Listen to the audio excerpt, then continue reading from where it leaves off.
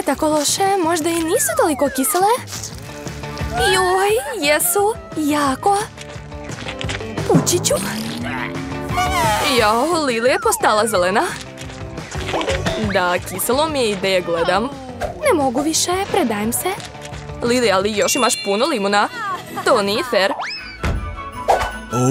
Mislim da imam ideju. Treba će mi velika čaša i presa za limune. Uzimamo limun i pretvaramo ga u limunadu. To je baš pametno. Hej, pazi šta radiš, Lili. Malo snage i još malo.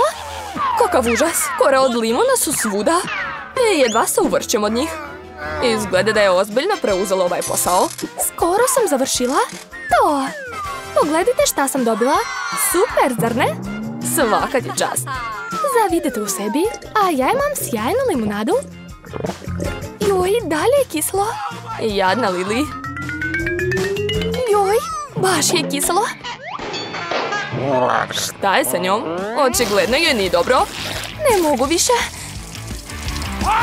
Jao, poprskala nas je ovom kiselinom. Fuj. Žao mi je, nisam htjela.